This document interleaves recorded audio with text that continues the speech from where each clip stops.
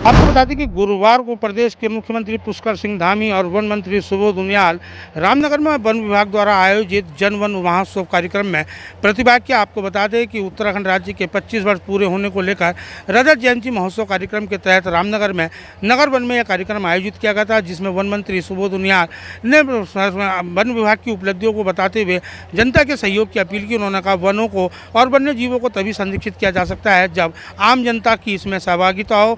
तो वहीं प्रदेश के मुख्यमंत्री पुष्कर सिंह धामी ने भी सरकार की योजनाओं को बताते हुए कहा कि आज 25 वर्ष में राज्य प्रवेश करने जा रहा है। इसको लेकर जहां एक और राज्य की अवधारणा थी, उसको लेकर सरकार ने कहीं ना कहीं जनता के वादों पर खरा उतरने का प्रयास किया। उन्होंने कहा कि आज विभिन्न प्रकार की नई योजनाओं के तहत कई लोगों को रोजगार दिया गया। तो वहीं उन्होंने बताया कि कॉर्बेट पार्क में जिस प्रकार से पर्यटन जोन खोले गए हैं, उससे जहां एक और स्थानीय लोगों को रोजगार मिले हैं, तो वहीं सरकार को भी इसका लाभ हुआ है। तो वहीं कहीं ना कहीं आम जनता की सहभागिता से वनों को और वन्य जीवों को बचाया जा सकता है। उन्होंने बताया कि पूर्व में जो वन्य जीवों की संघर्ष की घटनाओं में लोग शिकार होते थे, सरकार द्वारा 6 लाख का मुआवजा परिजनों को दिया जाता था, लेकिन अब सरकार ने इस मुआवजे की राशि को बढ़ाकर 10 लाख कर दिया है। लेकिन उन्होंने कहा कि वनों को और वन्य जीवों को तभी बचाया जा सकता है जब आम जनता की सहभागिता इसमें हो, और इसको लेकर सरकार लगातार निरंतर प्रयास कर रही है। कार्यक्रम में स्थानीय विधायक दीवान सिंह बिष्ट के अलावा प्रमुख सचिव वन आर के सुधांशु के अलावा वन विभाग के जहां और आला अधिकारी मौजूद रहे। तो वहीं पार्टी के कार्यकर्ताओं ने भी मुख्यमंत्री और वन मंत्री का जोरदार स्वागत किया। रामनगर से राजीव अग्रवाल के साथ कैमरामैन बंटी अरोड़ा, सुरागी लाल न्यूज चैनल। किस प्रकार से पर्यावरण संरक्षण में हमारा योगदान है और किस प्रकार से नई पीढ़ी को इसको आत्मसात करते हुए अपने जीवन में उतारना है। इसलिए आज का ये जन वन महोत्सव हमारी जनता और हमारे जंगलों के बीच अटूट रिश्ते का उत्सव है। ये हमें सिखाता है कि विकास तभी सार्थक है जब वह प्रकृति के साथ तालमेल बिठाए, यानी कि पारिस्थितिकी और आर्थिकी दोनों का सामंजस्य हो, इकोलॉजी और इकोनॉमी दोनों में बैलेंस हो।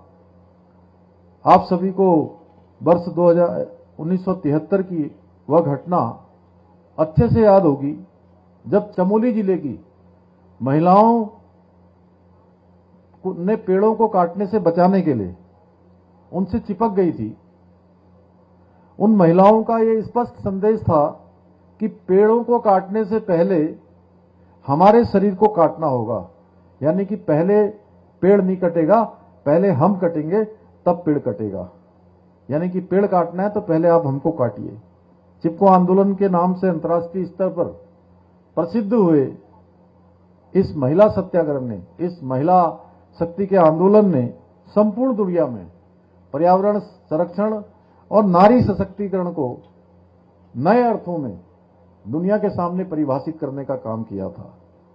और जब 9 नवंबर 2000 को उत्तराखंड राज्य का गठन हुआ, तब एक ऐसे प्रदेश का सपना देखा गया था।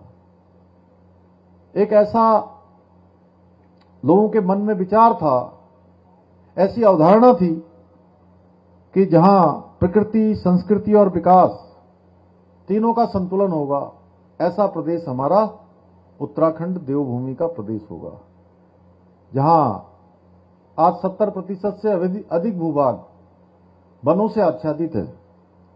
आज जब हम अपनी राज्य स्थापना के 25 वर्ष पूरे कर रहे हैं, तो ये तीनों को देखकर ये गर्व होता है कि उत्तराखंड अपने प्रारंभिक सपनों को साकार करने की दिशा में पूरी प्रतिबद्धता के साथ, दृढ़ता के साथ आगे बढ़ रहा है।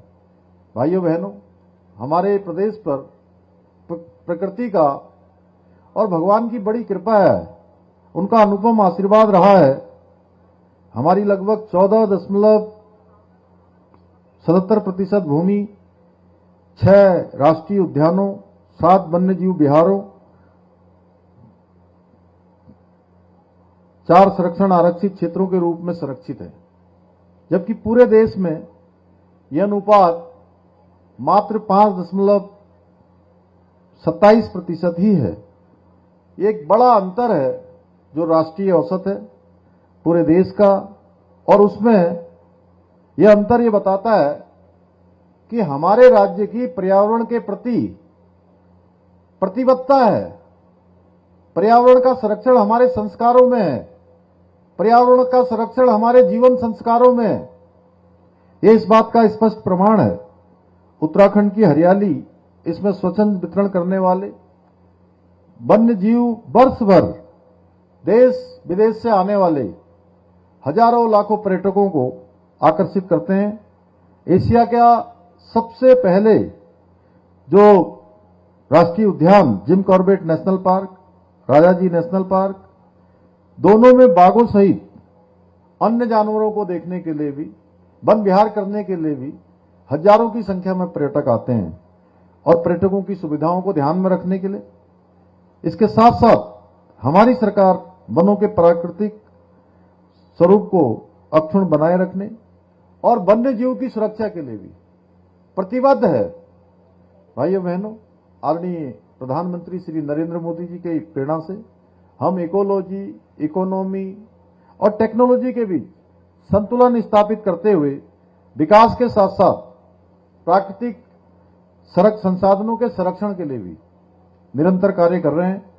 हमारे सामूहिक प्रयासों से बाघ, गुलदार, हाथी, हिम तेंदुए जैसे दुर्लभ वन्य प्राणियों की संख्या में आज एक उत्साहजनक रूप से वृद्धि हुई है। परंतु इनके साथ साथ मानव वन्य जीव संघर्ष की चुनौतियां भी बढ़ी हैं। इसी संघर्ष को कम करने के लिए अब हम आधुनिक तकनीकी और वैज्ञानिक उपायों का सहारा ले रहे हैं। भाइयों बहनों, आज के इस अवसर पर मैं आप सभी को आश्वस्त करना चाहता हूं कि हमारी सरकार वन्य जीव संरक्षण के लिए निरंतर कार्य कर रही है, निरंतर कार्य करती रहेगी। प्रदेश में नए इको टूरिज्म मॉडल पर काम चल रहा है ताकि लोग जंगलों से जुड़ें, लेकिन प्रकृति का नुकसान न हो, प्रकृति का किसी प्रकार से हानि न हो। वन विभाग को आधुनिक तकनीकी जैसे GPS tracking, drone surveillance, dog squads और जीपीएस की सुविधा दी जा रही है ताकि वन्य जीवों की निगरानी और सुरक्षा के साथ ही उनकी गश्त भी बेहतर ढंग से हो सके। उनको वन विभाग की सुरक्षा करने में किसी प्रकार की अधिक बाधाओं का सामना न करना पड़े।